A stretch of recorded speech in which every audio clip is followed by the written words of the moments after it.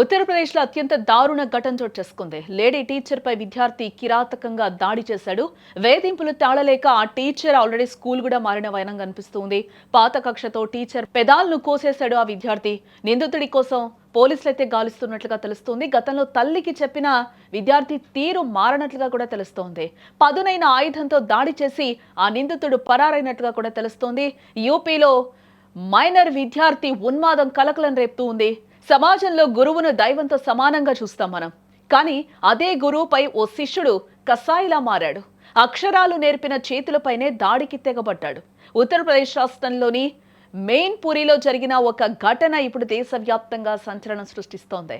12వ తరగతి చదువుతున్న ఒక విద్యార్థి తన ఉపాధ్యాయులపై పెంచుకున్న కక్ష ఎంత దారుణానికి దారి తీసిందంటే తన టీచర్ పెదాలనే కోసేశాడు. ఉత్తరప్రదేశ్ మెయిన్పురి జిల్లా ఆగ్రా రోడ్డులోని ఒక ప్రైవేటు స్కూల్లో బాధితురాలు ఉపాధ్యాయురాలిగా పనిచేస్తూ ఉంది. అదే స్కూల్లో 12వ తరగతి చదువుతున్న ఒక విద్యార్థి ఆమెను గత కొంతకాలంగా వేధిస్తూ ఉన్నాడు.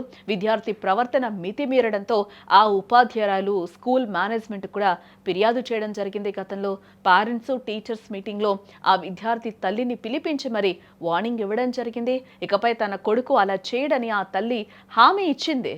కానీ ఆ విద్యార్థి మనసులో మాత్రం ఆ కక్ష అలాగే పేరుకుపోయింది, పెంచుకున్నాడు. వేధింపులు భరించలేక ప్రశాంతంగా బ్రతకాలని భావించిన ఆ టీచరు పాత స్కూల్లో ఉద్యోగానికి రాజీనామా చేసింది.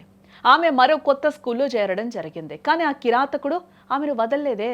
ఆమె కొత్త స్కూల్ ఎక్కడుందో కనిపెట్టాడు. ప్రతిరోజు ఆమెను వెంబడించడం మొదలుపెట్టాడు.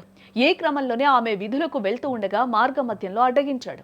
జోబులో దాచుకున్న పదునైన ఆయుధాన్ని బయటకు తీశాడు. కనురెప్పపాటు కాలంలోనే ఆమెపై దాడి చేసి అత్యంత కిరాతకంగా ఆమె 2 పెదాలను కూడా కోసేశాడు. రక్తపు మడుగులో ఉన్న ఆమెను అక్కడే వదిలేసి ఆ విద్యార్థి అక్కడి నుంచి పరారైనట్లుగా కూడా తెలుస్తోంది.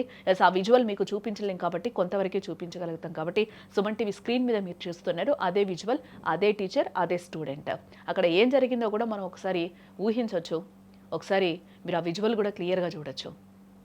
బాధితురాలి సోదరుడు ఇచ్చిన ఫిర్యాదుతో పోలీసులు ఒక్కసారిగా రంగంలోకి దిగడం జరిగింది. చదువు నేర్చుకోవాల్సిన వయసులో సభ్య సమాజం తలదించుకునేలా ప్రవర్తించిన ఆ విద్యార్థి తీరుపై ఇప్పుడు సర్వత్రా ఆగ్రహం అయితే వ్యక్తమవుతోంది.